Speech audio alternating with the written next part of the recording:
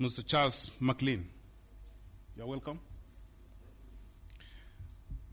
We also have the first Deputy Minister, Minister of Agriculture, Forestry and Food, Sierra Leone.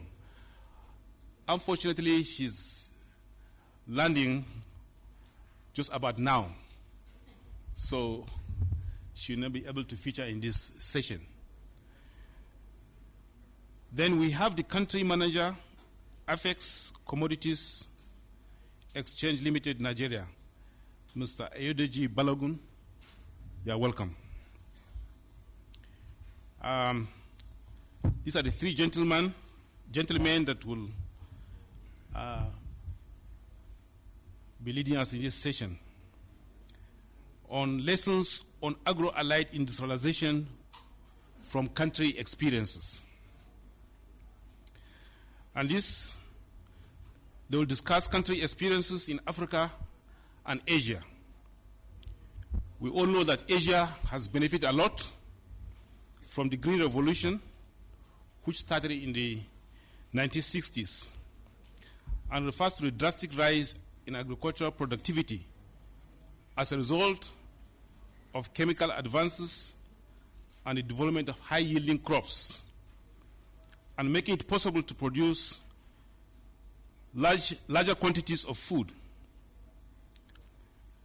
African countries can build upon the Green Revolution in Asia and use these lessons learned to raise their productivity.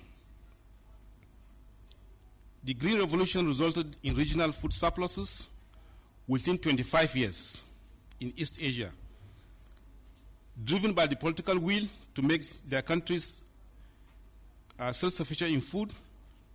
Asian countries doubled cereal production between 1970 and 1995, while the total land area cultivated with cereals increased by only 4%.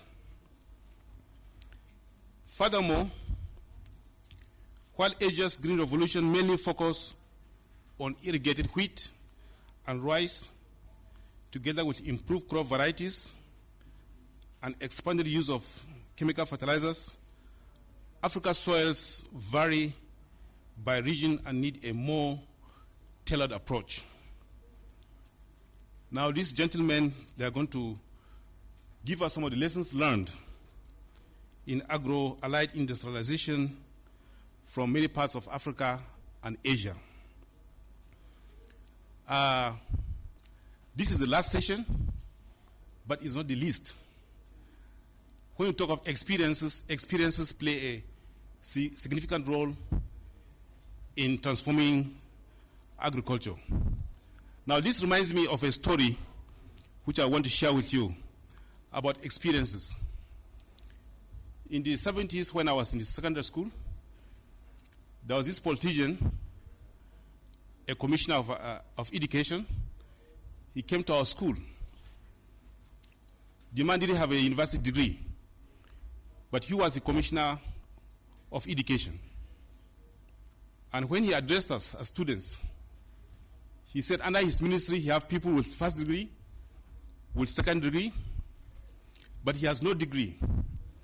But he has experience, and experience is a parallel degree.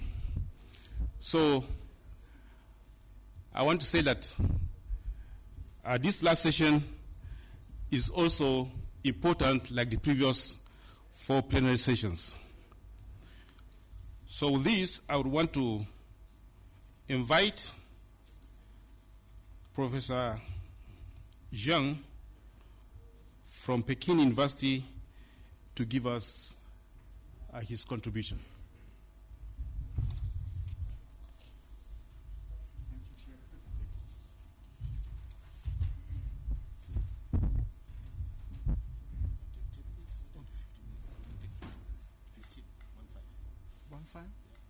Oh, I thought it's 1 hour. No.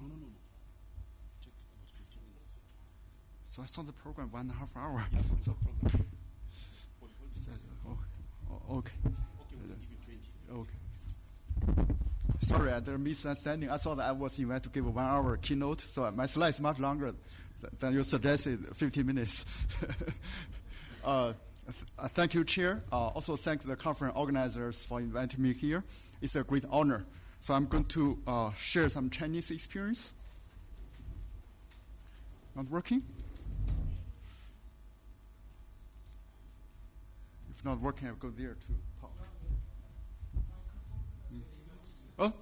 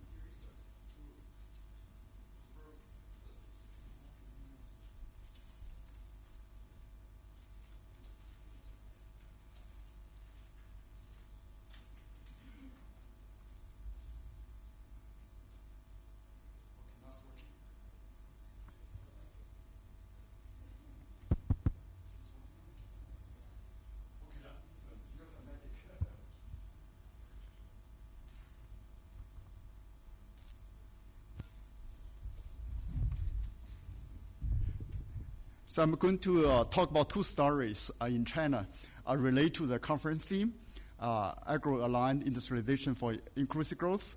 I'm going to talk about China's agricultural mechanization and specialization. I think they're all cluster-based. Also, there are some lessons we can learn. Hopefully, there's some we can share some lessons for Africa. So if you look at China, the agricultural condition is much poorer than in Africa. The average land size is about 0.5 hectare. What that means, it's almost as large as a soccer field. In Ghana, the land size 1.6 hectares. Nigeria, 2.25. So the land size is extremely small in China. In addition, land is highly fragmented. On average, every farm has 6 plots, which are often not adjacent. Thirdly, real wages have increased very, very fast in the past decade.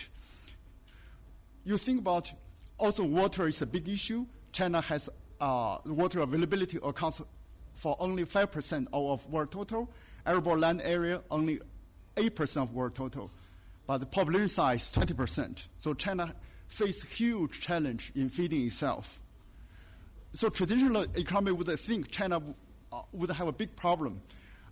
We all know that agricultural production is largely has a constant return to scale. With such a small land size, the agricultural production is not as efficient. So traditional people would want to increase farm size probably by increasing develop land rental markets or increase mechanization. But for mechanization, people will say, if your farm size is too small, how do you buy a machine? It's not feasible to have a machine for the small farm. So the Werner Rutang, a very famous economist in University of Minnesota, wrote a book on industrial innovation and talk about the challenges of using mechanization in developed countries when land size is extremely small. Sorry, it freeze again. I don't know what. But no, it's freezed. I don't know what happened. Maybe I go there too. What?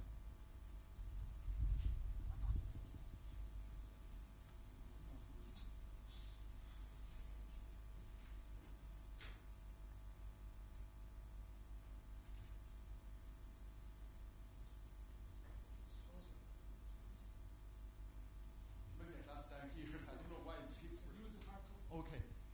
The Pingali wrote a chapter in the book of agricultural economics.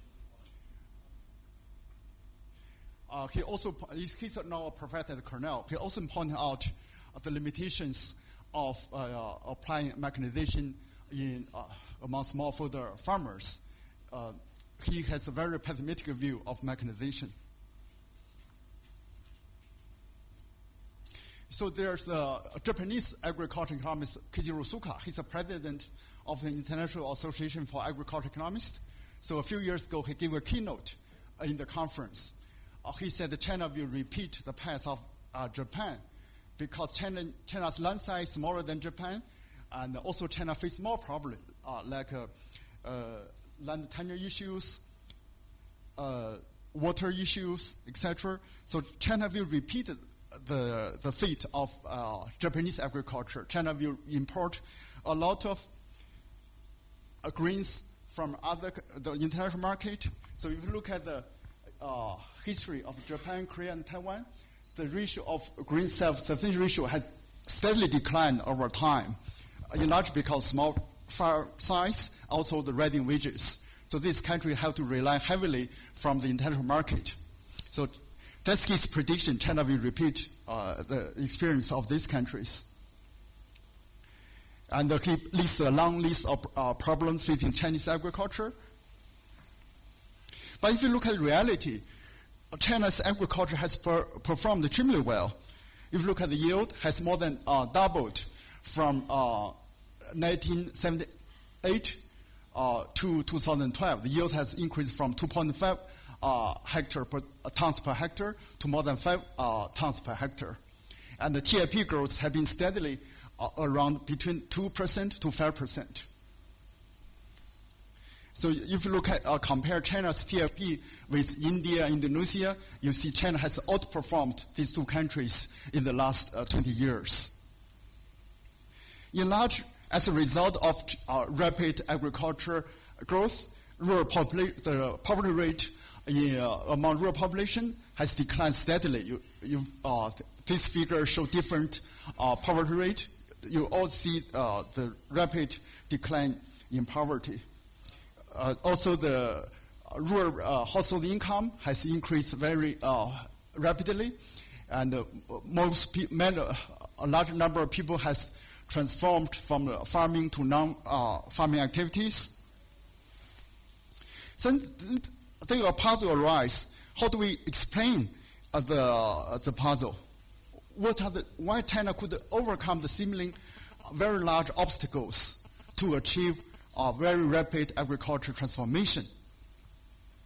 Of course, there are many reasons. So one reason I want to emphasize is this one: mechanization. So when I first noticed this, when I was doing field work in Sichuan province, I noticed there were some trucks on the roadside. So each truck carry a combine harvester. For each combine harvester, there are 3 operators. So they are providing harvestings. So I then stopped and chatted with them, asked them where they are from. Now you can see, I interviewed them in central China. They are from coast China. How far is it? It's more than 1,000 miles away. That's twice the distance between Accra and Abuja. So people travel all over China to provide harvesting services. I then asked them to write down the road. How do they travel around? You can see their road all over China. So they provide 2 seasons harvesting, one for wheat, one for rice. So you can see some photos. There's a very nice documentary about their life. It's very harsh life. In the night, they stay here. What is the key message we learn is here from the mobile harvesting is that some stage of agriculture production can be outsourced to others. So for a smallholder farmer, almost impossible for him to own a combine harvester because too expensive. So, but for the professional service providers, they travel all over China for up to 8 months. So they can recover the cost. They run the services at the national scale. For that stage of production, there's a very large scale economy. So they can charge a very low price, cheaper than a manual harvesters. And then farmers can outsource the harvesting to the professional service providers. So that's the key insight.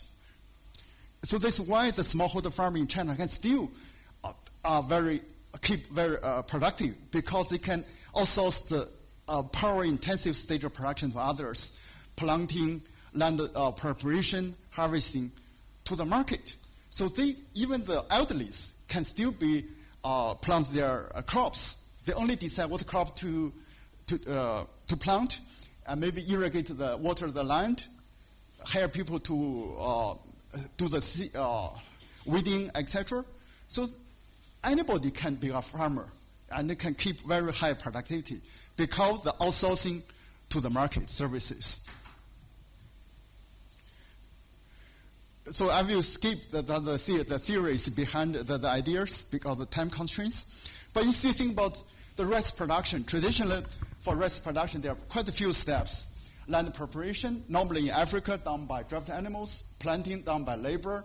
Weeding, irrigation. Harvesting, threshing, and drying. In traditional agriculture, most of these steps are done by hand. But over time in China, you see most of the steps now done by machineries, like land preparation, planting, all done by tractors, and harvesting done by the combines. So as I said earlier, for rice harvesting, now there's a national market. So there are migratory labor car machine services. Providers travel to all over China. Because they are large scale, they can recover the cost. So I will skip the theory part. So if you look at the numbers based on own survey, you can see for plowing, 94% of farmers use the machinery. And most of them hear the services from the market. For planting, for rice, it's more difficult because they need the transplanting. It's very hard to use the machinery. The percentage is only 11%, but harvest is 77%. For plowing, there's a local market. Almost in every village, there are one or two households own a tractor with a plow disc. They provide service to other fellow villagers.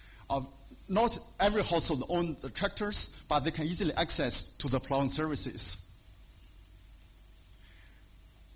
So if you look, this table helps explain the puzzle. So this is based on survey or own survey. If you look at the green output, the first row, you can see from 2004, 2008, the growth rate 17%, quite remarkable. If you look at the input, the hare's growth rate is for machinery fee per hectare. This means increasingly more households hire professional harvesting services from the market. So that probably explains the still quite dramatic growth in TFP, total factor productivity in agriculture. And then if you look at the machinery, machinery power and agricultural labor, the solid line is machinery power. You can see it has been increasing very fast. If you look at the agricultural labor, since 2004, there's a big decline. Because 2004 is so-called the Lewis turning point. Wages become wage appreciation started. China started to run off surplus labor. So you see the machineries is replacing labor. And also you can see the number of small and the big tractors. The big tractors has also shown a very rapid increase since 2004 because big tractors are mainly used for professional services. The small tractors mainly for power tiller. 20 or 30 years ago, almost every household has a power tiller. But now they have replaced that with the big tractors. And if you look at the mechanization harvest services, actually they are highly cluster-based. In a few counties, there are thousands of service providers. They form a group, travel all over China. So they form clusters. Normally, they form a group, traveling a group, about 10 trucks, put the combines on the top, and then chase production seasons. And then their fee is only half of the cost of hiring labor. So we did a survey in the cluster, the harvesting service cluster. We surveyed 36 rural mechanization cooperatives. So in total, there are more than 2,000 combine harvesters. More than half are engaged in these cross-provincial harvest services. So you look at the number, the area of hectares harvested. You can see the larger area harvest, the lower the unit cost. That means there's a scale economy. If the combine harvester travel longer distance, harvest a large acreage, the cost will be lower. And then they can charge lower prices for the service. So the advantage of traveling in a group is there are several advantages. So when I did the interview, they said the first advantage is security. So initially they tried going to the field by themselves, by individuals, and then run into a problem. Sometimes farmers don't pay them, some people bully them, some rob their money. And gradually they realize they need to form a group. If they travel in 10 trucks, 20 trucks, there are maybe 30, 60 young men. So nobody dare to bully them anymore. So they can easily get payment back.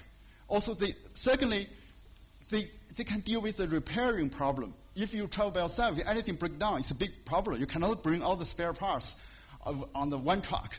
But by going in a group, they can put the spare parts in different trucks. They even bring a service truck together with them. And thirdly, they even hire a person specialized in looking for jobs. That guy have a motorbike. He's more like a Scout Beast. His job is to look for the jobs for the whole team. So they division labor within the group. And also, when you form a large group, they also can negotiate better deals with the village leaders. So, for harvesting, they only want to harvest as quick as possible before the rain comes. So if they form a group, they can promise they can harvest the field in 2 or 3 days. So usually the village leaders love that. So these are some of the income and cost. I will skip that. On average, these people are doing very well. You see, they earn about 6 times income. So because they have 3 people, on average, each person, their income is doubled as of the average income. So it's not bad. They work for 8 months. It's very hard work, but they earn decent income. And in the process, the government played a very important role. The central government waived highway tolls. In China, almost all the highways charge very high tolls. The central government waived the tolls for combine harvesters. So that saved a lot of cost, help create national market. Secondly, the central government provides some subsidies for purchasing machineries. At the local level, the local leaders, the Bureau of Agriculture Bureau, provide harvest calendars, provide the trainings, also initially try to help resolve the conflict. And so this is the conclusion from the first case study. Previously, people always think smallholder farms lack of scale, so they are not efficient. So that's why in the donor community recently want to promote big farms. They thought only when farm size is big enough, the agriculture can become more productive. But we show here, even when the farm size is small, it's still possible to keep the agriculture sector rather productive by outsourcing some of the power-intensive stage of production to the market. So the implications, they maybe have can shed some light on the debate on whether small is beautiful or the big is beautiful. There's a big debate in the literature. For example, Collier and Durkin from Oxford argue Africa's agriculture future lies in large farms because smallholder farms lack scale of production. So here, at least from the Chinese experience, you can see that's not necessarily true. For some stage of production, maybe there's a big scale.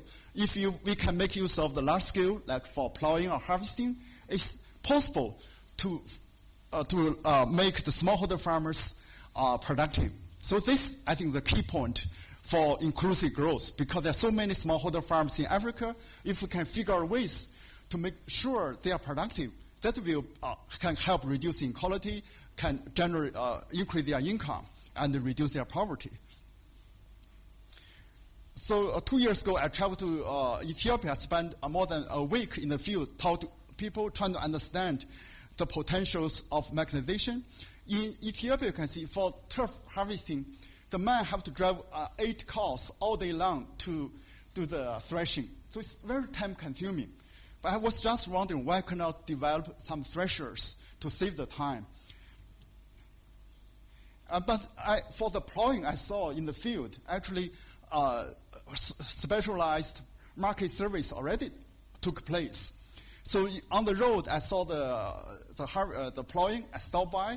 I realized this guy is a professional driver. The tractor belonged to somebody. He just was a professional driver.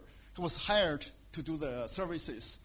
For 3 months, he drove the tractor. Another 3 months, he drives combine harvesters. Even in Ethiopia, there are combine harvesters now.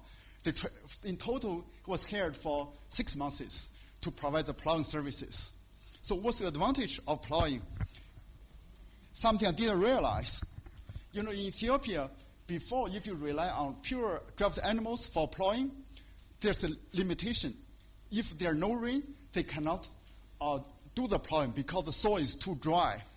There's not enough power to plow the land. They just give it up. But right now, with tractors, regardless of weather conditions, the tractor can do the first round plowing.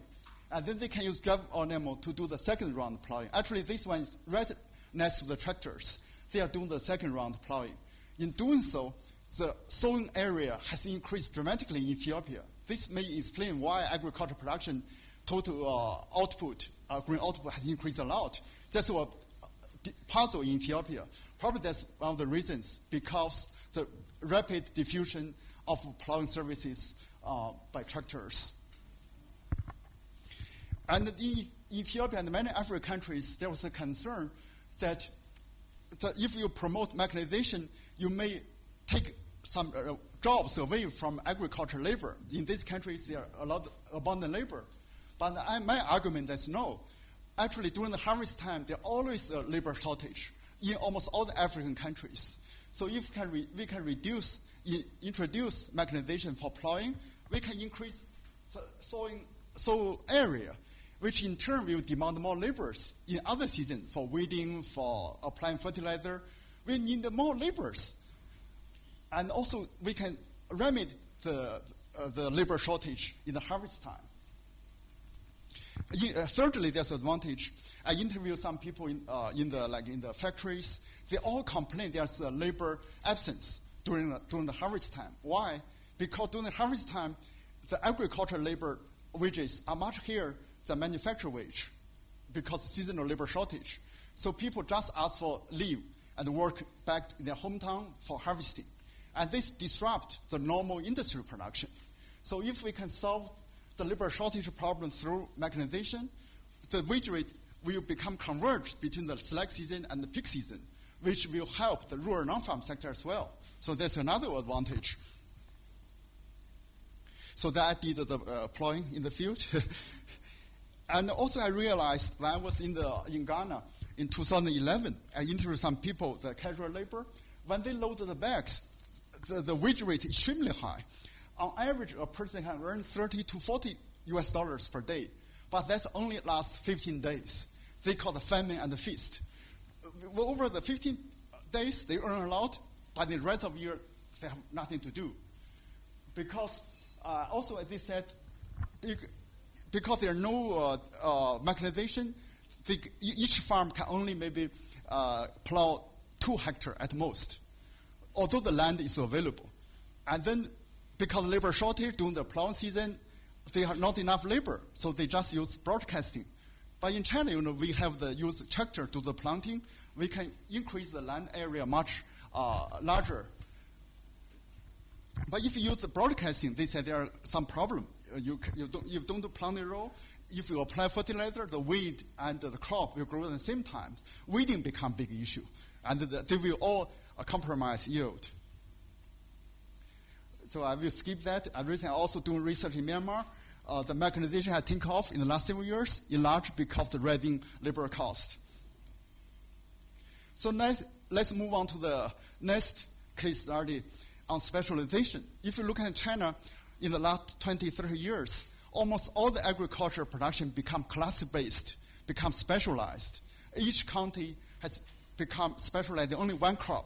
Some county is renowned for like apples, a nearby town is renowned for potato, another is known for vegetable, etc. They all become specialized. So this is a big phenomenon, not only for agriculture, but also for industry production. I have written quite a few papers to document this pattern. So in both agriculture and the industry production, there's increasing clusterings all over China. So this case study, I'm studying in the northwest, this area. It's a very poor, used to be the very poor area, one of the poorest areas in China. Now it has become one of the 4 largest potato clusters. So if you look, this is a photo in the 50s. You can see the landscape. It's very barren. And then in the 50s, 60s, government mobilized a lot of people to build terrace fields. And the red photo, you can see that. And then the conditions, I think, is much worse than many African countries. If you look at the rainfall, the average rainfall is only 380 mm per year. Abuja is almost 1,400. Accra is 800. You can see that there's very little rain. Traditionally, the farmer only produced wheat, but because the erratic rain, the rain yield is very low. Also, there's also a big risk. And then in the 60s, the government introduced potato to the area, mainly for poverty alleviation strategy, because they want to make sure that people have enough to eat. But it took many years to really convince farmers planting potato. And in this, for the potato, you also need develop local varieties. So in this regard, the government has played a very important role. So there are 3 types of potato, one for vegetable, one for starch, one for chips. So for the 2 types, both types were developed by local research centers. But for the third one, is imported from the US. That's produced the chips for McDonald's or some. And then if you look at the trend of the potato production over time, the blue line shows the cropping area. You see a steadily increase over time. If you look at the price, there are several dips. In 2001, there was a dip, and in 2003. Why? This is a basic Econ 101. When the supply goes up, the price normally will climb if there's not enough market. So I will skip the economics theories. So in 2001, when the market collapsed, the local officials and the farmers were very worried. So we have plant, expand our area, but we didn't sell our potatoes. How to solve the problem? They have done several things. The first thing is they realized the middleman took most of the profit in the process. At that time, most of the middlemen are people from outside the province. They know the market information in other major cities, so they came here, hired local agents to collect potatoes. So agents only got paid 1 cent per kilo. It's very minimal. So one school teacher was smart enough. He initially worked for them, middleman, as an agent. He realized the reason he couldn't make money is because he lacks of information. So he convinced local government to form a producers association and get some grant from the government. He hired 6 people and outpost them to the 6 major wholesale markets in other major cities. These guys every day call back to him, tell him the market information. So he can bypass the middleman, direct sell the potatoes to the wholesale market. Immediately the price went up, so he shared the profit with the farmers. So after a few years, his market share he chased out the middleman from other places. It's the local people become the middleman. So because they all belong to the same producer association, they share the profit evenly with the farmers. So farmers got benefit, get higher prices. With higher prices, better profit, they plant more potatoes over time. So that's one way to solve the information problem. Another law is, also the government has done several other things. If you go there, you will see almost in the major public venue, like railway station, you see the monitor displaying the price of potatoes, all the major markets. So the government subsidizes the information display. If you turn on the TV in hotel room, they also, at the bottom, the captions on the potato price. So all this help the farmers know what are the price they should pay to the traders.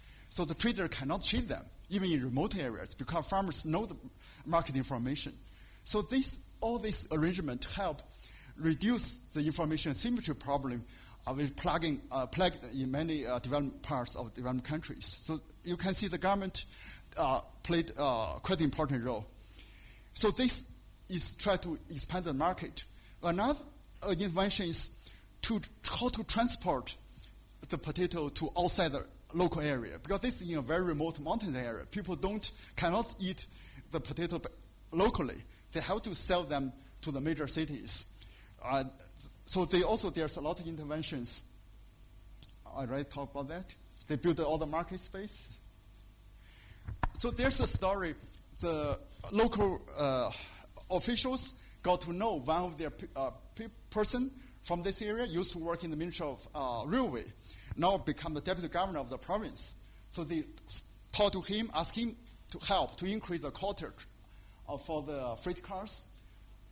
Thanks to his help, the number of quotas increased from 1,500 in 2003 to more than 6,000 in 2009. So with this kind of freight cars, the potatoes can be transported directly to Guangzhou and Shanghai. So if you compare the transportation cost, by car is 450 yuan per ton, but by train, the price is half. Immediately, the farmers can get a better, more profit because of the cheaper transportation cost. So that's another intervention to expand the market.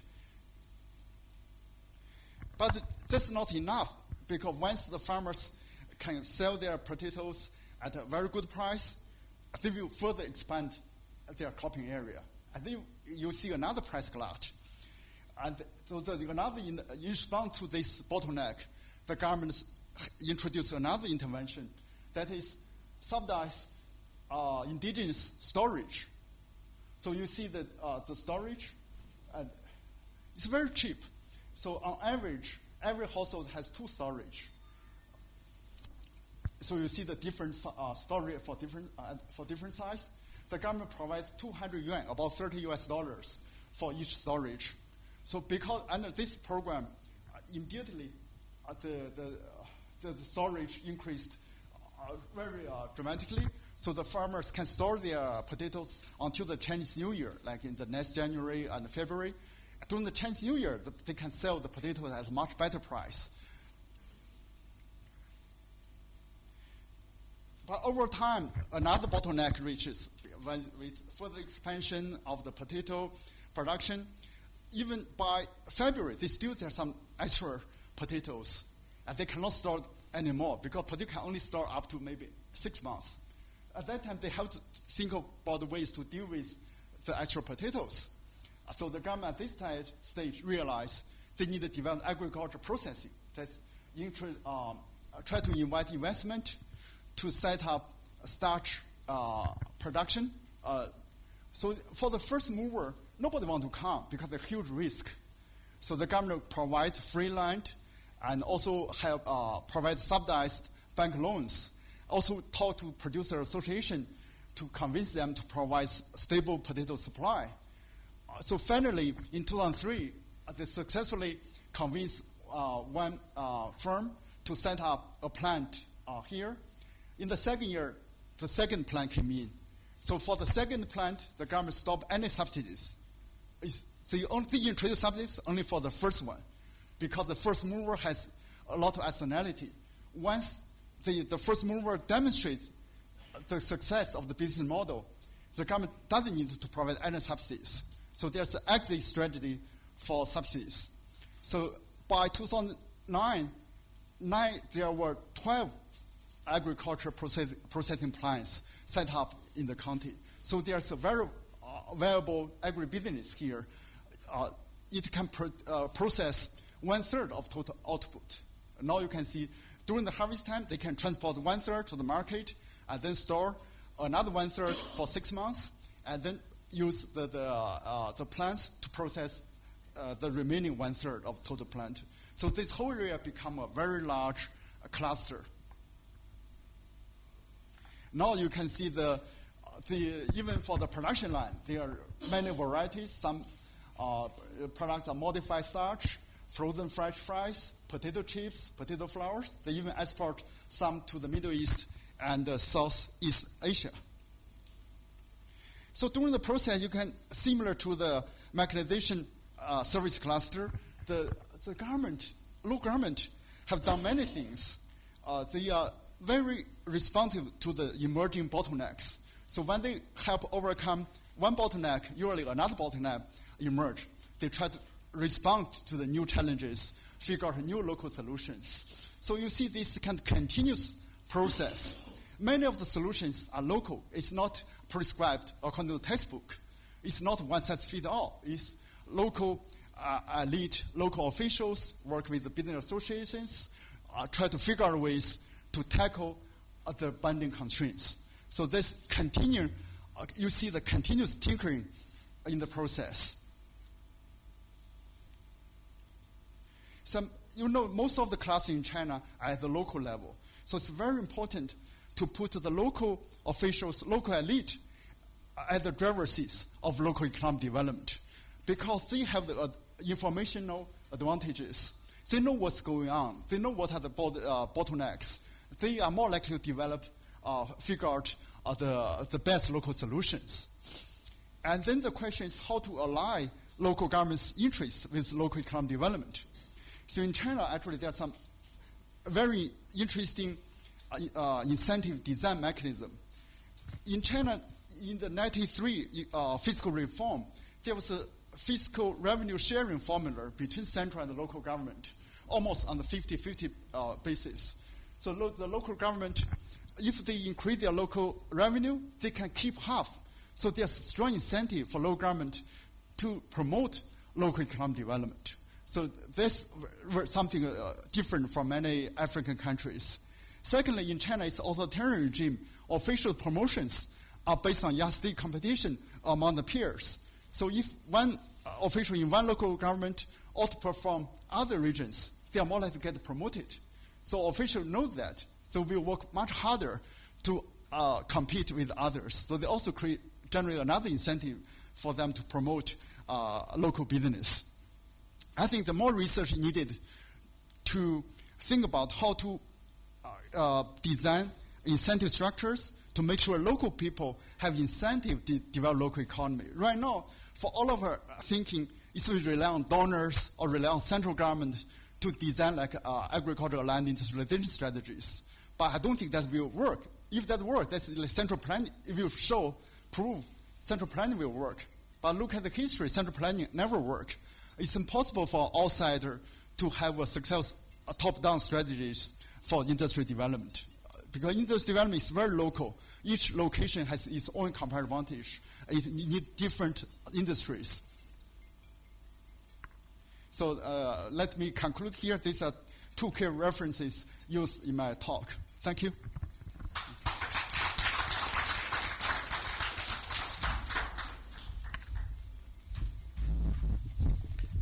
Thank you very much, Professor Zhang. You must have observed that he overshot the time given to him, but with apologies, I think it's worth it. Professor Zhang was prepared to speak for 1 hour. I allowed him to take more time, given the fact that one of our discussants from Sierra Leone is not around, so I gave you more time. I think there are good lessons that we can borrow from Chinese agriculture, especially with respect to mechanization. In China, the land size is small, less than 2 hectares. It's very similar to Africa. And Chinese, they've developed appropriate technology for mechanization for many of the processes in production, from land preparation, planting, harvesting, and so on. To me, I think this experience in China is very much relevant to us in Africa. We used to know that one of the fears about the mechanization is that it displaces labor. Why is there excess labor? Mechanization displaces labor. But in China, we find that with a population of about 1.3 billion, they still mechanize the agriculture. And we know in Africa, in most parts of Africa, we have the problem of seasonal labor insufficiency, especially during the time of planting, weeding operations, and harvesting. So we can overcome these seasonal labor shortages through mechanization, following the Chinese model. Thank you very much, Professor Zhang. I think you have set the tone for this discussion. I will now invite the next speaker, Mr. Charles McLean from Liberia. He will give us some of the experiences from Liberia. Thank you very much.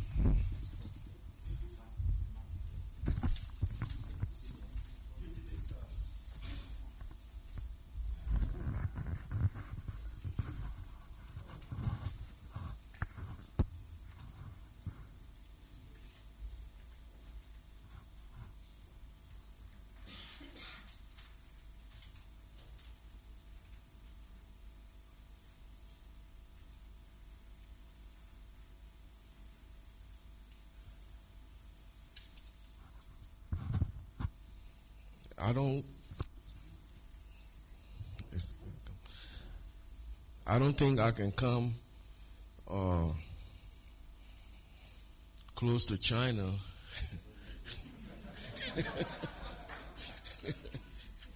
Liberia is a small country, 43,000 square miles, with 4 million people. So, but I will try, because if I can get this.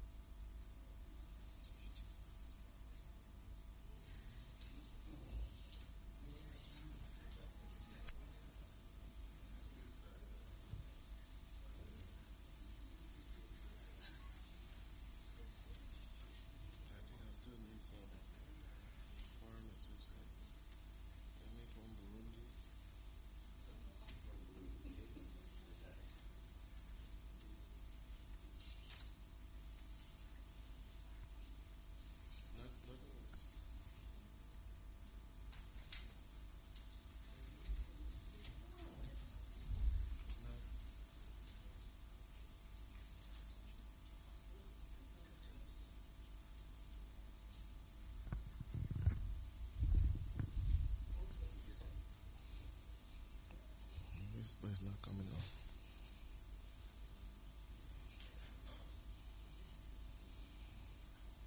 You are the expert. That's what I mean.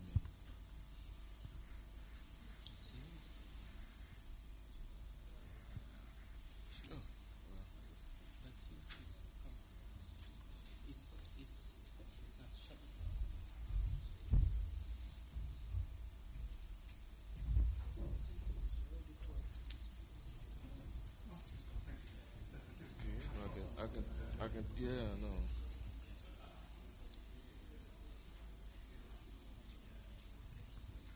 Let me just begin while we're trying to look at the technical issues.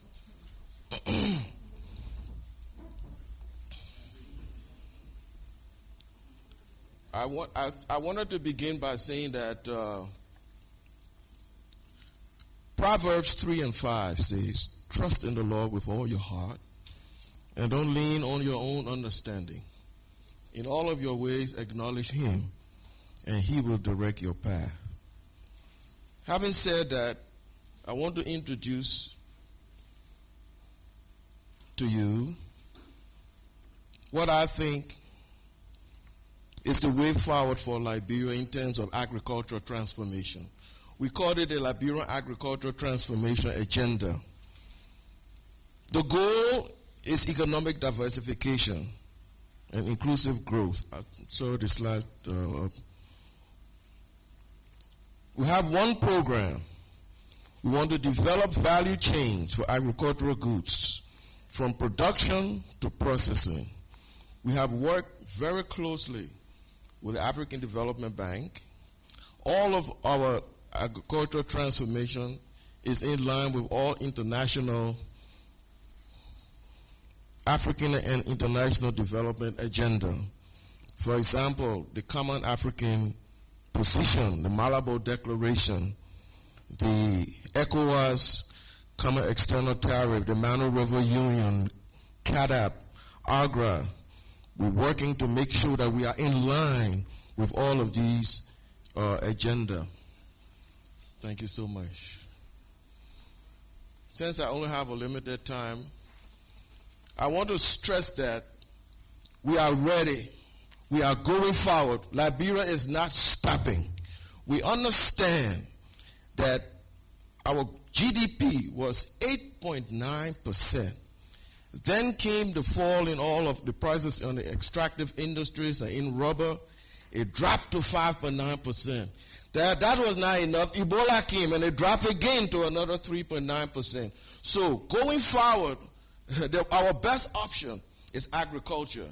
And we have decided as a nation from the top all the way down that we'll transform our agriculture in order to achieve our goal, economic diversification and sustain inclusive growth. Now, our vision for economic diversification and industrialization is holistic. You can see that we're moving from agricultural crops used as an input base to agro-processing and value added, all the way to manufacturing, going backwards, forward and backward linkages. The objective is to make sure that everybody along the value chain is involved. It will stimulate demand for even services, logistics, financial, and business services. And these are the products that we can manufacture.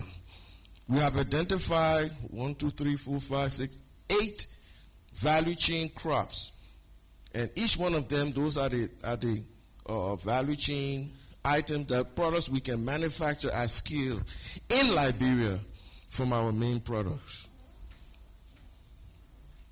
We have also identified some agro clusters because we are way behind. Everybody's gone behind. We're trying to catch up, but we have to do it. We identify some agro clusters, as you can see, which was set up to really implement our agro poles. Now, adopting holistic approach, the strategic vision and clarity is coordinated by government action. Let me explain. We realize a small country, we don't need to build a whole lot of silos. So the president is the head of the task force on agriculture and manufacturing. The Minister of Agriculture and the Minister of Commerce are co-chairs. We meet regularly to make sure that we are on the same page. We also meet once a month with our agricultural donor working group just to make sure that our partners and are on the same page that we are. That's from the top level. So I can say we have a very strong political will, and we're moving forward while we have that strong political will. Now, how do we execute? I heard a lot of people talking about implementation. I'm not going to fuss with you. I agree. It's an issue. We must address it. So, in terms of implementation, we realize that we have issues with access to finance. So instead of just talking about it, we went to AGRA. And AGRA sent us somebody that could help us develop our what we hope to call the LIRSAL. Nigeria has the Nilsa. Ghana has the Gilsa. So Liberia, we're going to have the Lilsa.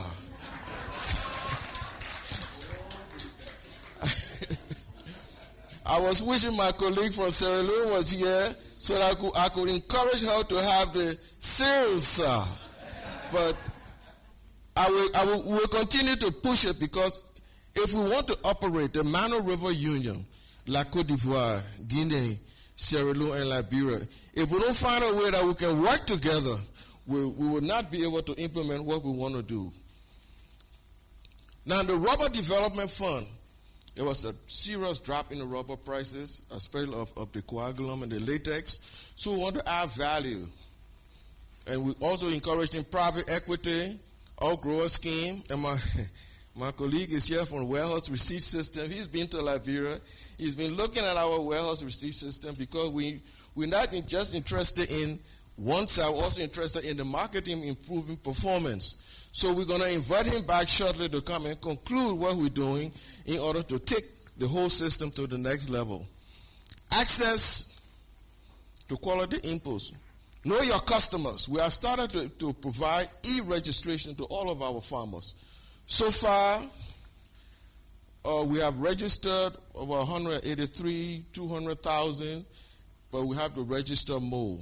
We give them the mobile card, so that now they don't have to, they're very sophisticated. Maybe they may become datapreneurs, but now they're operating with cards now, sell mobile cards where they can get their inputs and then take it to the bank for payment on what is called growth enhancement scheme. In our case, we are subsidizing a certain percentage, and the farmers are paying a certain percentage.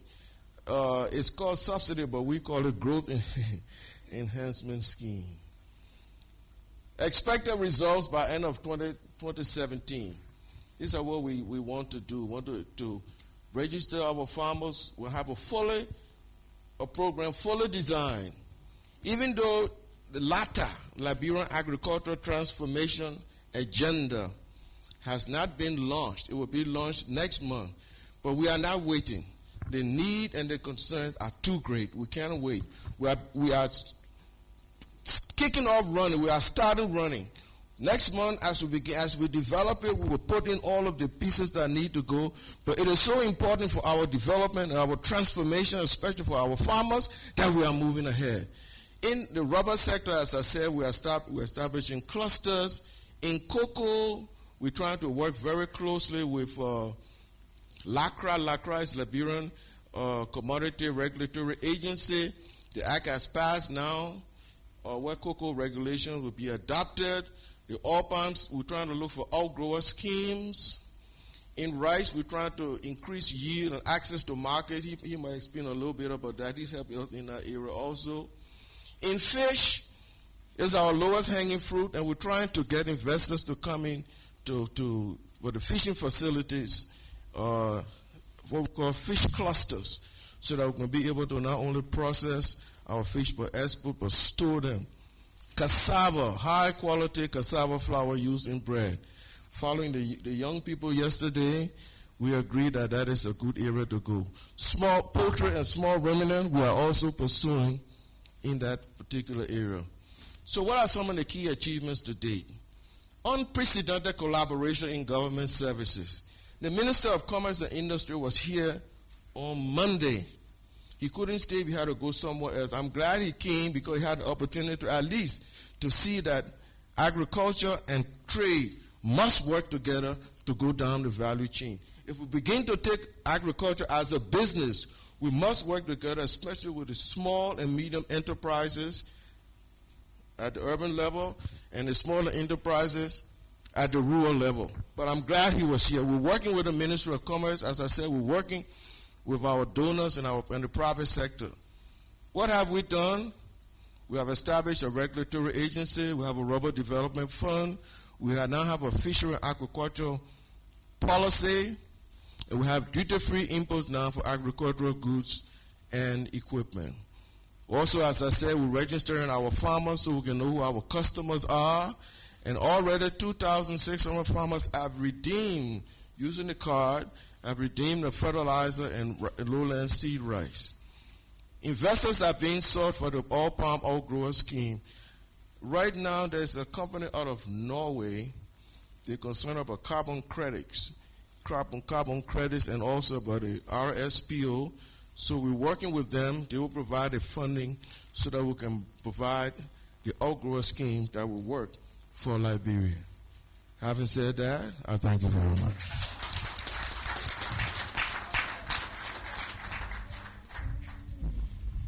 Thank you, Charles. I can see some similarities between agriculture in Liberia as being practiced also in Nigeria, especially with regards to registration of farmers, the e-wallet, GES, NIRSAL, and LIRSAL. This is not surprising because of the close relationship between your Minister of Agriculture, Dr. Muzu Zina, and the President for African Development Bank. They worked together some 20 years or 25 years ago, and I can see that knowledge being transferred. Thank you very much. I now call on the next speaker to give us his perspective, Mr. Ayodeji Balogun, who is the country manager for Afex Commodities Exchange here in Nigeria. Thank you very much. I think we've had a very academic, very sound China experience. We've had a very interesting Liberian story, which we're also proud to be part of. I've been to Liberia a couple of times to see how we can create the wealth resource system for government of Liberia in support of the Liberia agricultural transformation agenda, and we're very proud of that partnership. And I think part of my job here is to provide a private sector perspective and flavor to how we could actually industrialize Africa in an inclusive way. And I'll come with three tangents which I think are very critical to us achieving this goal. And then I'll also talk about a few more tips that I feel are not just Nigeria examples, but themes that are undercut what we should have across a Pan-African strategy. So we can't achieve this goal without enhancement of productivity at the farm level. 1.52 hectares per metric ton per hectare is just not sustainable to drive the growth.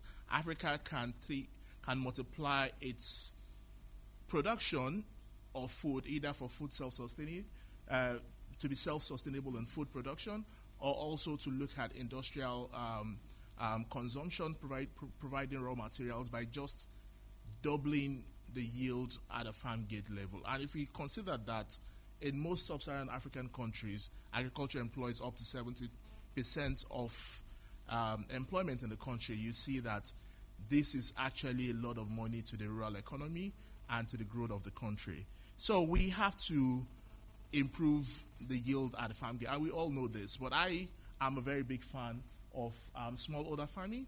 Africa Exchange Holdings is present in West and East Africa, and we support over 300,000 smallholder farmers in post-harvest storage market linkages. But we also, I think we also need to have a staggered strategy. We have to support smallholder farmers and grow their capacity, but we also have to invest in small and mid-sized farms, because they will become growth poles to drive the growth of smaller farms, but also they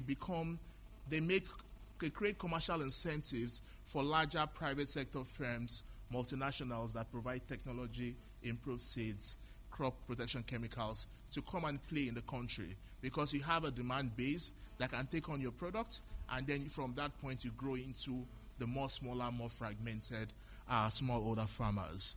So I think we're fully supportive of a smallholder-led strategy for agricultural development, but it cannot sustain itself as a standalone.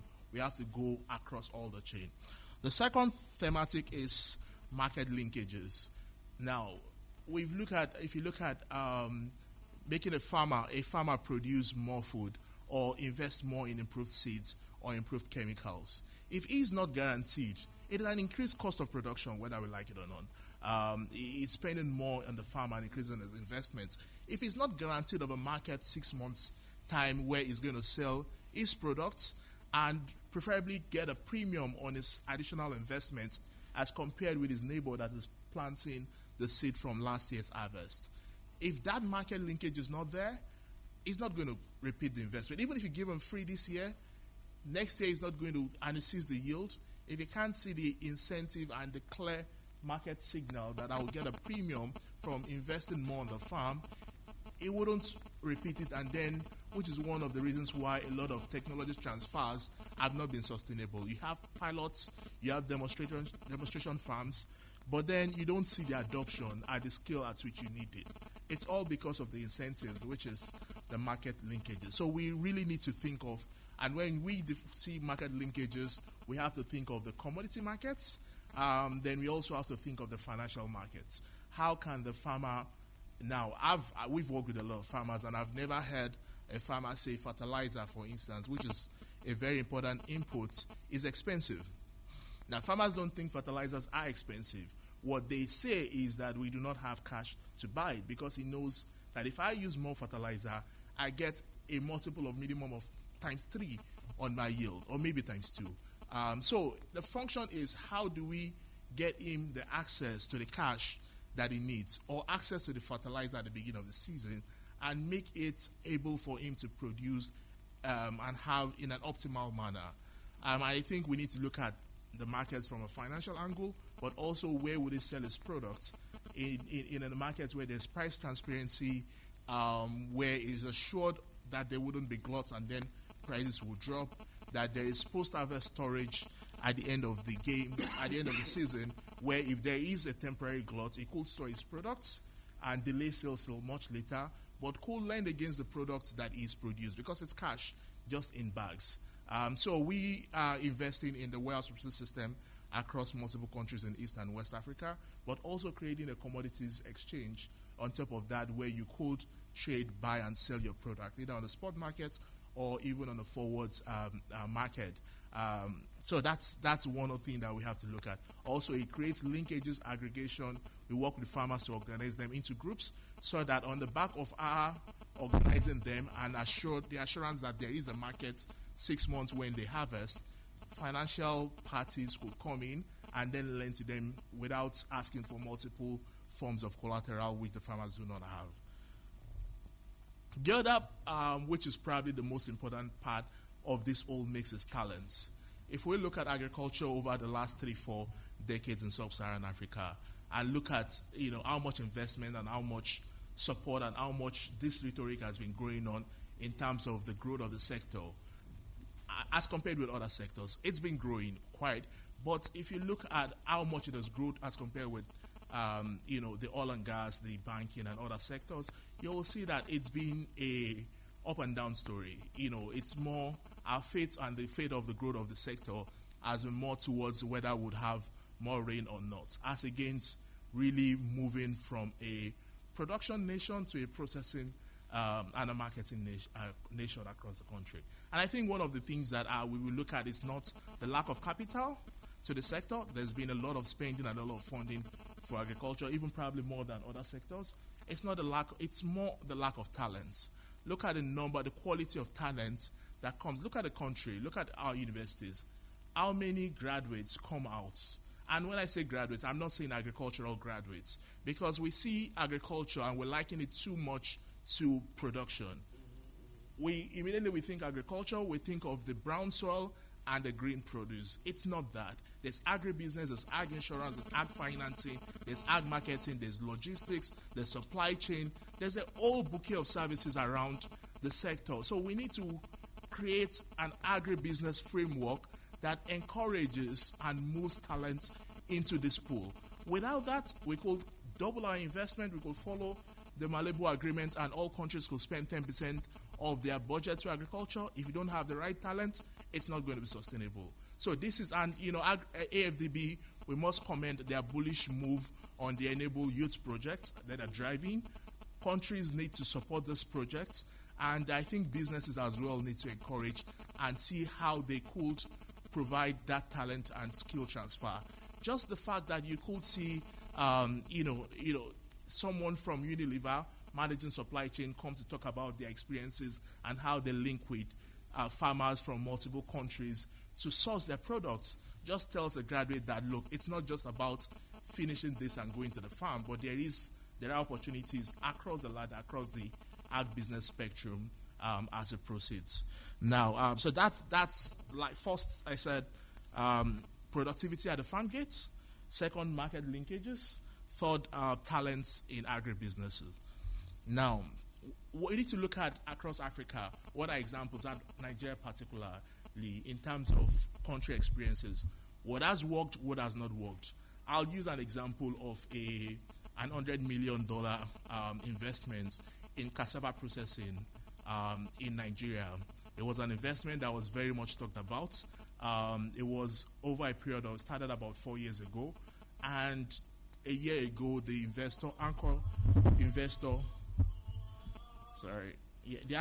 of the project pulled out of the project and canceled the investment. Now, we need to look at why did this happen.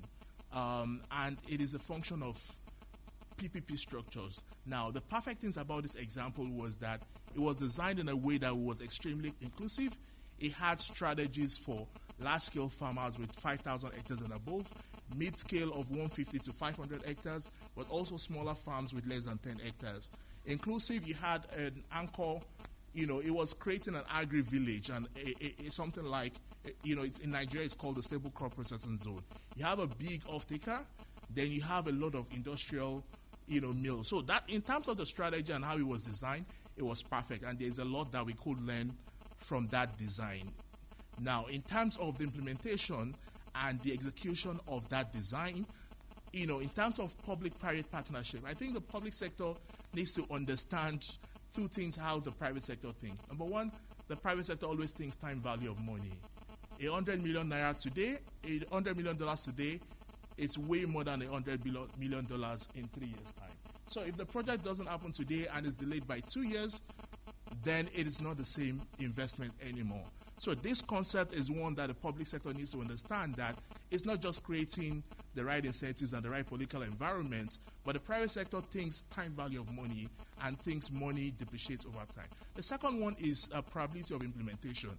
If you have a project with an IRR of over 25%, but then with a possibility of implementation lower than 40%, you probably will take a project of 12% IRR over that, because you could go ahead and then, there's a change in administration, and then the political risk increases, and then the whole project, is down. So while we look at profitable projects and businesses, we have to think the probability of execution, and stakeholders, both on the public and the private sector, needs to understand how the private sector thinks to be able to unlock these additional investments.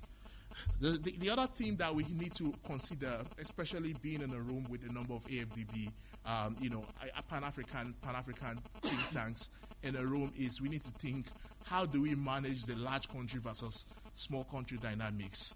What will work in a large country, what will not work in a small country? And how do we leverage regional structures and regional linkages to create businesses that will thrive not just for a few years, but multiple decades, and grow to be multinationals in Africans? I think that's very important for us to consider as we develop this, these thoughts and these strategies for Africa. Thank you.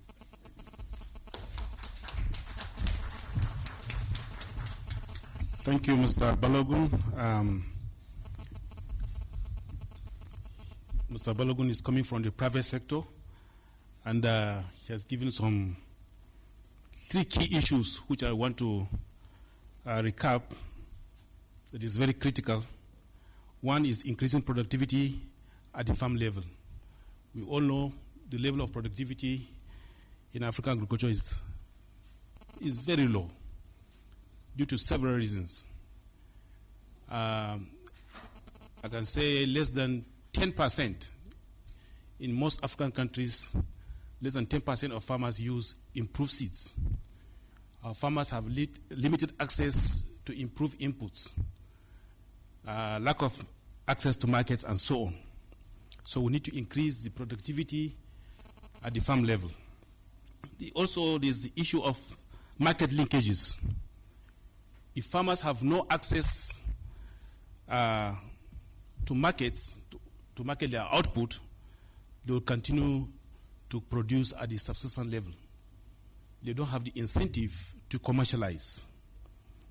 Farmers must have access to output markets and sell at remunerative prices. And then the third issue, which is important, talents or knowledge. We all know that our farmers have limited knowledge. Even good agronomy practices is not very much practiced among our farmers. Someone said, many years ago, I visited a farmer, a large-scale farmer. He was a naval officer but has gone into farming. And he said, agriculture is science. And if we must succeed, if we are going to succeed, we must do it right. This naval officer who turned out to be a farmer, he said he visits most of the agric shows in Europe. And it took him 2 years to know how to package mangoes for the European market. And he was successful because he applied science to his farming business. So if we are going to succeed, we must build the capacities of our farmers. Now I'm going to open the floor for discussion so the participants can make contribution. Our time is, we're going to eat into our lunch time to some extent, but I'm going to give 1 minute per contributor. 1 minute, just a minute. So you can bring your contribution. Yes, I start with you. Yeah. Introduce yourself. Thank you, Mr. Moderator. My name is Ali Madugu, MNI, Managing Director of Dala Foods Nigeria Limited, a portfolio company. My comment is on the issue of Nigerian experience from Mr. Ayudeji. Mr. Ayudeji, you talk on 3 things, and I'm interested in the 2. Increasing productivity and market linkages or market access. Yes, no matter how you increase productivity, no matter how we have very much output, without that linkage to market, it was just like nothing. But we can go forward and come back and go backward. If we have the good market linkages, if we have the good marketplaces to sell the goods, it can now strike or trigger the productivity to now come forward. Until last 3 or 4 weeks, I did not heard of a private warehouse, private commodity exchange in Nigeria, which is the AFEX. I have been hearing of the Abuja Commodity Exchange, and in the last 3, 4, 5, 7 years, we have tried to key in and see if we can be buying our raw materials from such market, but we could not be able to do that. What I want to ask is, part of this market access, market linkage, there should be tools. And the tools are, 1, warehouse receipts. My question is, in Nigeria today, are we able to have acceptable warehouse receipt? Yes, we do. Because last I was told that there is need for legislation and some other things. Thank you. Thank you very much. Any more? Yes, that lady at the back there. Maybe be gender sensitive, yes. Thank you, Moderator. My name is Miriam Katunze. I'm a research analyst with the Economic Policy Research Center in Uganda. The question goes to the 2 gentlemen that talked about cluster-based agriculture. How does cluster-based agriculture take care of nutrition needs of the farmers involved? What has been your experience regarding this, especially in the spirit of feeding Africa? If we take on this approach, won't it affect the nutrition values of the farmers? We tried this in Uganda, but so far we are still struggling. Please advise. Thank you. Thank you very much. Yes, at the back there. Then you. Then you. Then you. Yeah. Okay. Okay, my name is Ona Unawumo. I'm a financial analyst. My question or comment is directed to Mr. Charles McCain. Does it require calamity or severe downturn before African countries wake up? It took Nigeria fall in oil prices before they little talk about agricultural export drive. And I found it interesting also that in Liberia, it took the combination of Ebola and also the fall in commodity prices before, you had a high-level political will to drive the changes in agriculture. Maybe the question should have been, where will Liberia's agriculture be if not for those two incidences? I hope you got my question. That is where would Liberian agriculture have been if not for the combination of Ebola and the fall in commodity prices? Thank you. There is somebody here? Yes. Yeah, two questions. My name is Bottleneck, I'm Managing Partner, Strategic Resources Limited. The first question is directed to Mr. Zhang.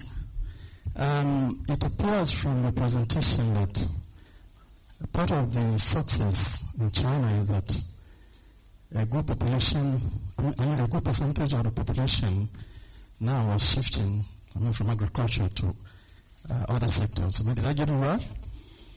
Yeah, now if that is the case, then here in Nigeria we're talking about more people coming into agriculture.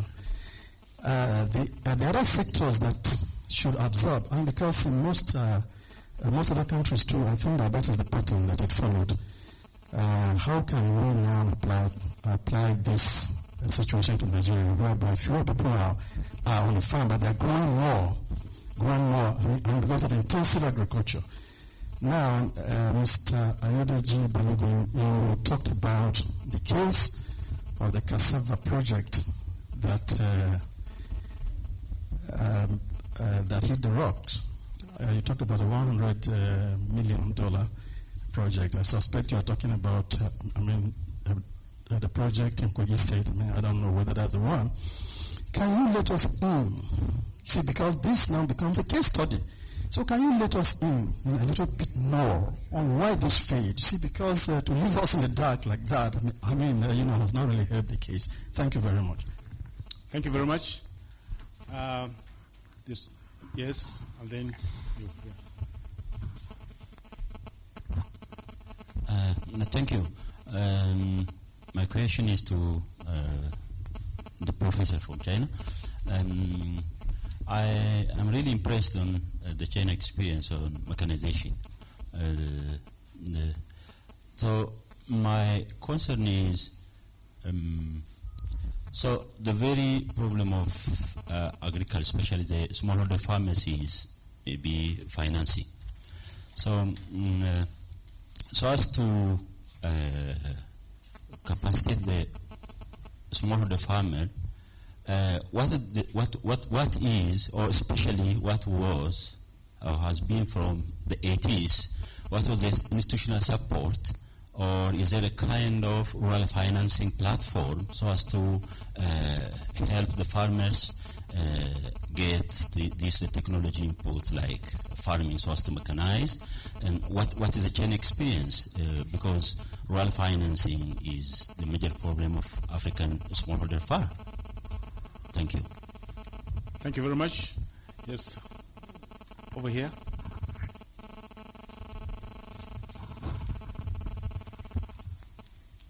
Thanks, Mr. Moderator. My name is Adam Al-Harika, Director of Macroeconomic Policy Division, ECA. I really enjoyed the presentations, the three presentations.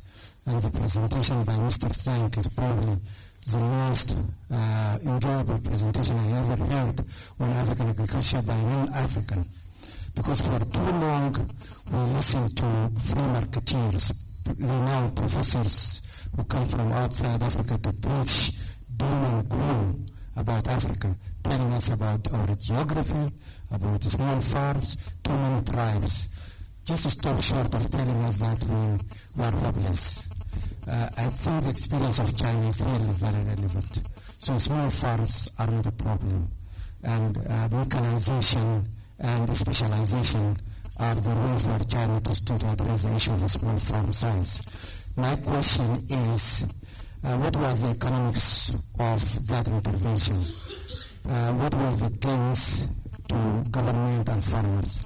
Was government intervention based on free subsidies or on real economic calculations with farms, small farms contributing to national income and contributing net profits to farmers? Thank you. Thank you very much. Let's have two more contributions, the two at the back. You and then you. Okay.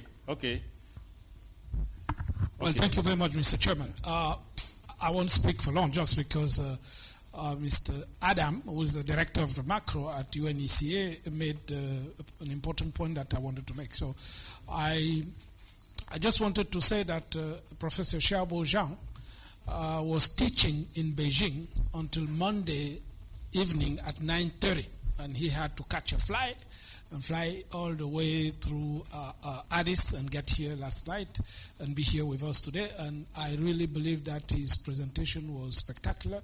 And I hope that the organizers will make all these slides available on the website. The small question I had was to him is, people sometimes say, well, it's impossible to replicate what China has done in Africa because of the capacity. Saying that China has been a state for thousands of years and that Burundi or even Nigeria might not be able to do some of the things that have been done in China. So if you have any comment on that. Thank you. Okay, that's good. Take it to the back.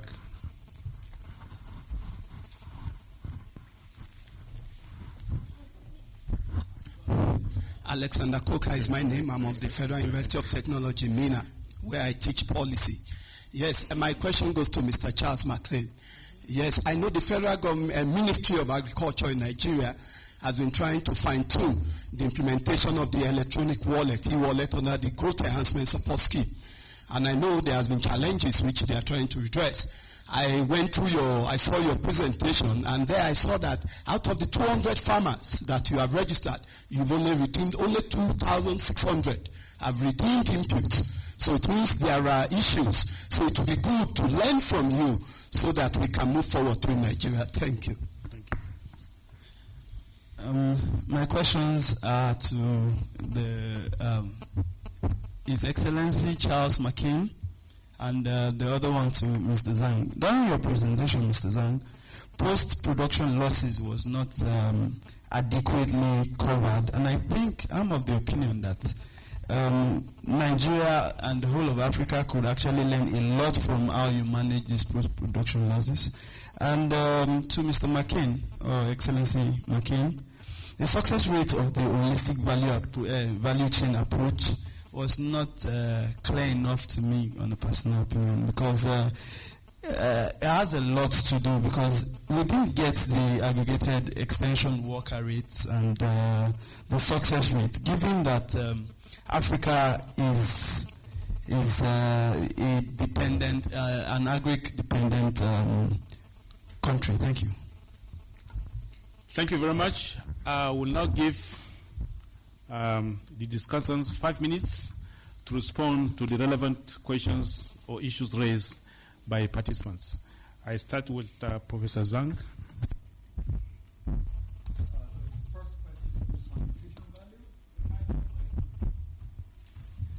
The first one is on the whether cluster-based development affect nutrition values, because if only produce one crop, maybe the nutrition value become too narrow. But overall, if a cluster-based model can increase farmers' income, they can buy other crops, other nutritions, vegetables or meat from the market. As long as the market work, I don't think we have big impact on nutrition. If you go to Europe or US, you see people buy most of the agricultural product from the supermarket. And most of the agricultural production are cluster-based. So I don't think that's a problem. And for the second one, in China, the transformation of agriculture population from agriculture to non-farm sector, that's the outcome. So when China started reform in the 1970s, at that time, China had a huge population problem. The birth rate was very high, similar to Nigeria today. But China has launched a series reform. The most important one is rural land reform. So give the land user right to farmers. So farmers could decide what crops to plant. Immediately, the agriculture yield more than doubled in 5 years. Farmers' income more than doubled. So this increased the demand for non-agriculture products like clothes, shoes. So in response, the town village enterprises emerged, a private enterprise emerged to meet the rising demand for the non-agriculture products. So you see the linkage between agriculture and the non-agriculture production. So it's very important somehow to trigger the growth engine, and then you see the spillover effects to the other sectors of the economy. On the financing of mechanization, China didn't have any rural finance until very recently. In the early period of reform, many farmers bought power tillers. The power tillers were rather cheap, so they could afford it. But recently, farmers started to buy tractors or combine harvesters. Because they are too expensive, not all the farmers could afford it. Some rich farmers can buy them, maybe can borrow from friends or relatives. As I showed earlier, because this can be run in a large national scale, they can recover the cost very easily. They can recover the cost in 1 or 2 years. So you don't need government to provide the financing. It's market-based.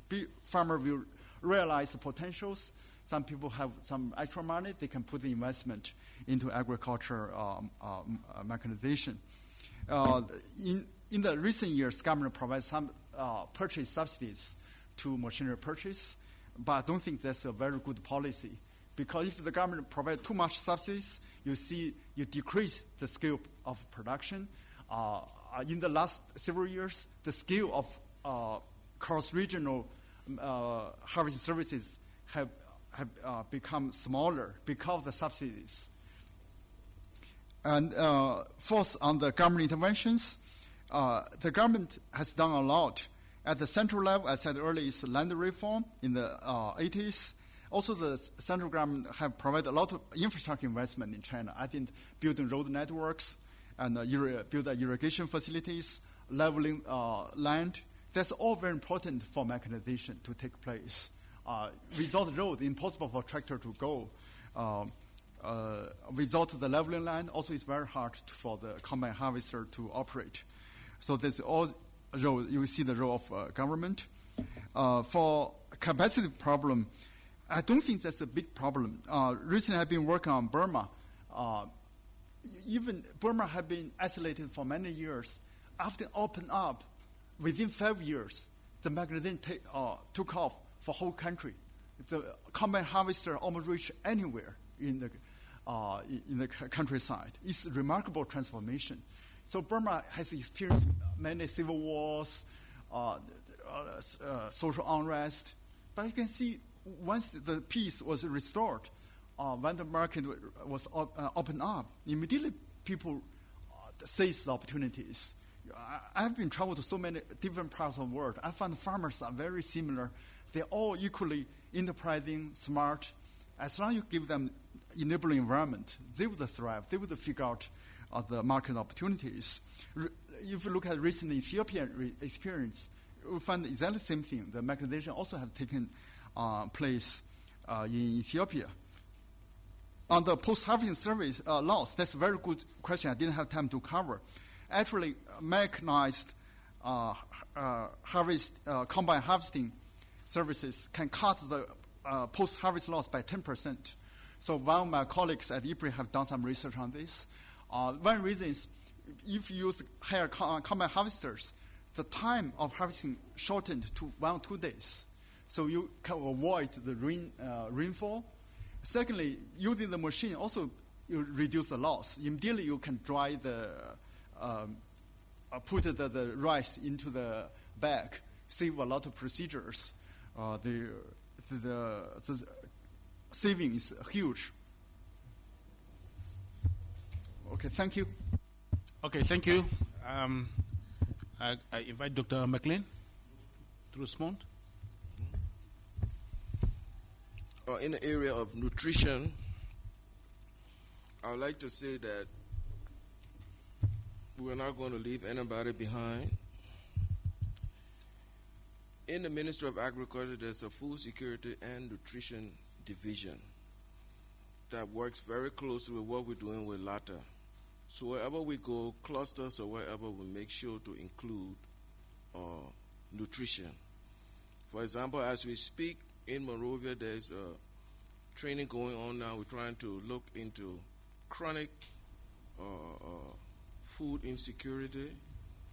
How do we measure it? How do we deal with it? We have a very high stunting rate, so we're trying to look into that. What am I saying? We're not going to leave nutrition out. We're going to focus on it, so I hope, I just wanted to let you know that.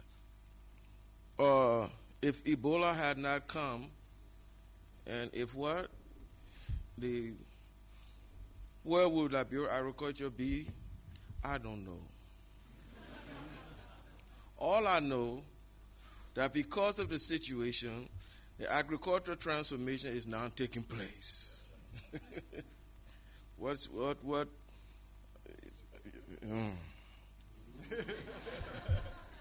But I'm happy. I'm happy that circumstances have now presented agriculture to be the driving force. We have been saying it a long time ago, but other industries have been given priority because of certain reasons. Now, as God will have it, agriculture is it, and we are moving forward expeditiously. 2,600 farmers. You seem to not be satisfied with that number. I am. From 0 to 2,600 is a big step. What I'm saying, we have started. We know there are challenges, but I'm not. Somebody called them learning experiences.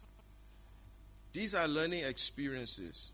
We have started. We have begun to register our farmers. We're now beginning to know our customers, and we're trying the system. This is a 5-year program. It's not going to have all the answers right away. So bear with us. We listen. We're taking all the notes that we can so that we can improve as we go along. But we're not stopping. Questions or no, we are not stopping. We are moving because we have the momentum. We have the political will. No stopping us now. That's why I cannot give you success rate, because we have just started. As I said, we have not even launched LATA officially yet. But we have started because we believe that, as Dr. Zina said, the Minister of Agriculture, as Norman Bullock said, and I listened to Dr. Adesina yesterday, you cannot eat potential. So we're trying to do what we can to start the ball rolling. We have the momentum. No question, nobody will be able to stop us. We're moving forward. I wanted to ask a question, and then I'll answer my colleague where Moses did this. People talk about implementation. My question is, I thought somebody was going to ask the question now, how do you evaluate for impact? How do you know that the objectives that you've begun with will be the ones that you achieve? That's the question I want. I thought somebody was going to ask that. In Liberia, we have this issue. I believe that one of the ways to handle it is to have an M&E unit. In the Ministry of Agriculture, where I am right now, as Deputy Minister for Planning and Development, I have a very, very small M&E unit. And there are a lot of programs that we have to go and evaluate. A lot of times, some of the donor-funded projects, they go and evaluate and they give reports. Because we are not able to evaluate, we take their reports, and sometimes the reports are bogus. So we need to be able to have the capacity. And this is an area that I will personally recommend to the minister will begin to look at, to develop the capacity in the monitoring and evaluation unit so that we can be able to go back and evaluate for impact. Because 2003, Maputo, we started, and 10 years later, we still had not had the impact that we wanted, so we're going again. So that's all I have to say. Thank you very much. Balogun? So, warehouse receipt system, yes, we do have a functioning warehouse receipt system. And on the bill, it may interest you that the Senate next week, Monday, will be hearing, having a public hearing on the warehouse receipt bill for Nigeria. So it's in process, but if you look at South Africa, it's one of the deepest commodities exchange market, and they don't have a warehouse receipt bill. It's basically relying on the contract law, which is what we've done, and we have this running in Rwanda. We have it running in Kenya on an East Africa business under the East Africa Exchange, and in Nigeria, we currently have it running in Nigeria, licensed by the Securities and Exchange Commission, and next year will be in Ghana and Liberia in West Africa. So it's running, and then the bill is also in process. Just a note on the cluster annotation. It's so important considering the thematics and the strategy for AfDB. And one of the things that I've seen working in East Africa, particularly out of Rwanda, is that you find out that every potato farmer that has a potato farm on the hills, along with every other person, has a home side farm where he grows a few vegetables. He also has a cow or two where he gets milk, takes some local, and sell the remaining. So the fact that you're part of a cluster does not mean, if you look at Kenya, you look at the tea farmers too, you see a similar dynamics, and where they have their cattle at home, and then they sell the milk and also consume part of it. Also, I think that farmers, the Professor Sanz mentioned that farmers are absolutely smart across the world. No matter how small or how old they are, they're extremely smart and know what they do. They understand the fact that products, if I produce this product and I'm competitive and I make more money out of it, I can buy the other product that I don't have. And you will very much see this pattern play out where you have price fluctuations. So if they grow a lot of sorghum this year and prices fall, but prices of maize or rice goes up, next year you see a pattern where they all move to that crop. Now, it doesn't mean that they're going to eat all what they produce, but they have the cash and the economic power to choose what they then buy.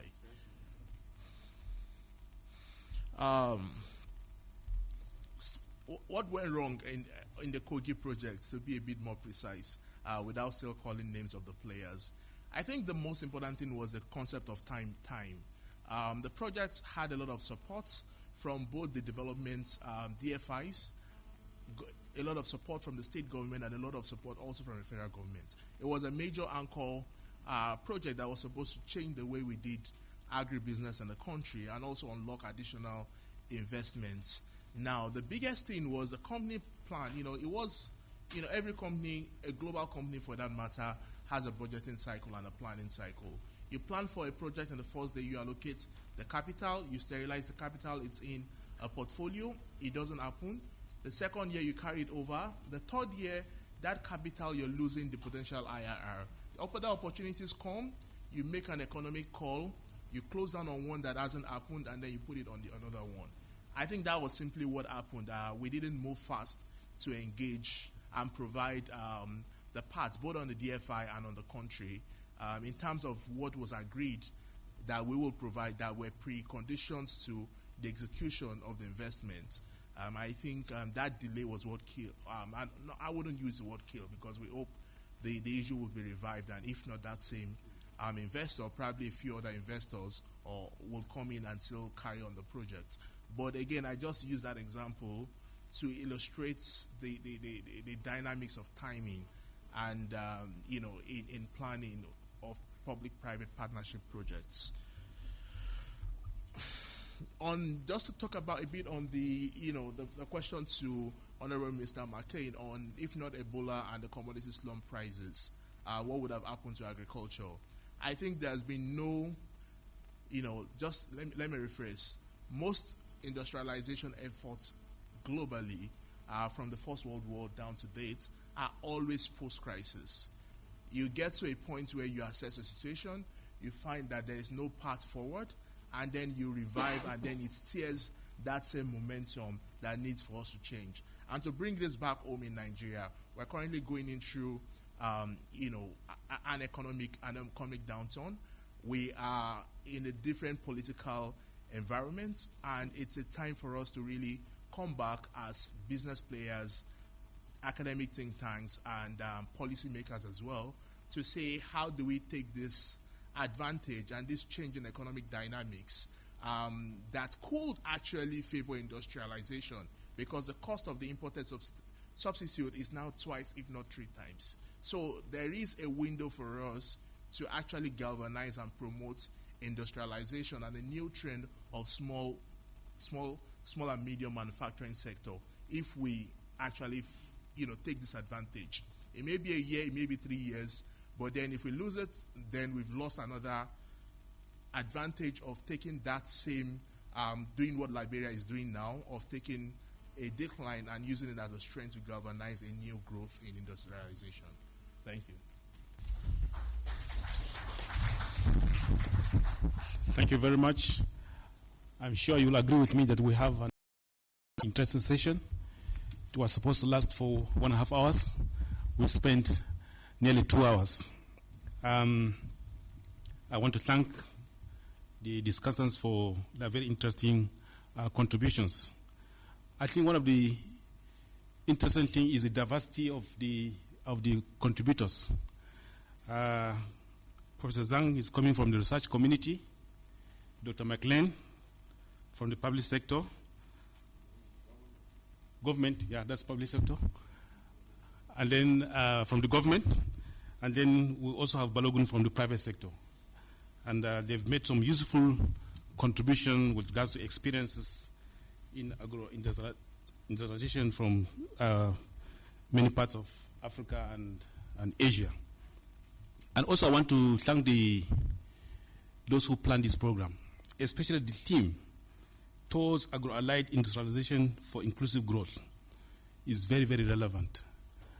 I see it as a win-win situation for both on-farm production and also off-farm. Somebody raised a question with concerns that what happens if there's excess labor on the farm? I think he asked a question about China. The people have, there's been reduction in the level of labor on the farm. When we industrialize, we find that the excess labor will be absorbed from agriculture into industries. I think these are the experiences of Europe, if you know the history of industrial revolution. And obviously it has started with agriculture. That's why we have a lot of our people engaging, a lot of resources, and I think this topic is very, very relevant at this time. I want to thank the contributors for sharing their experiences, and also thank you, the audience, for listening, and also your contribution. Thank you very much.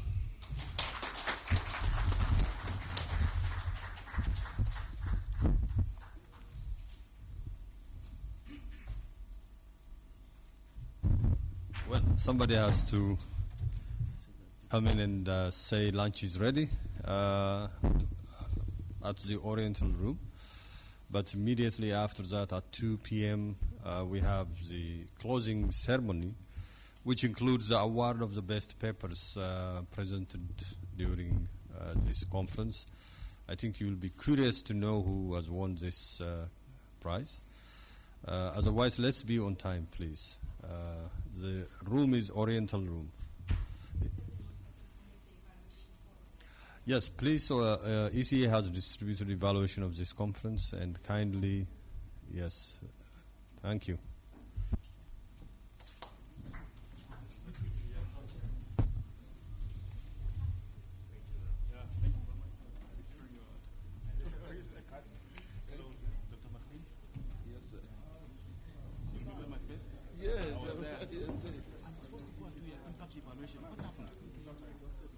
ASRP. You see, I got them closed now. Okay. But I got a mail that the bank said that it has been deferred. Yeah. I got a mail from your... Recently? Yeah. I was supposed to go to Liberia last month. If I would call to the point of study the contract. But from the 10th? Then Q wrote me that it has been deferred. Yeah.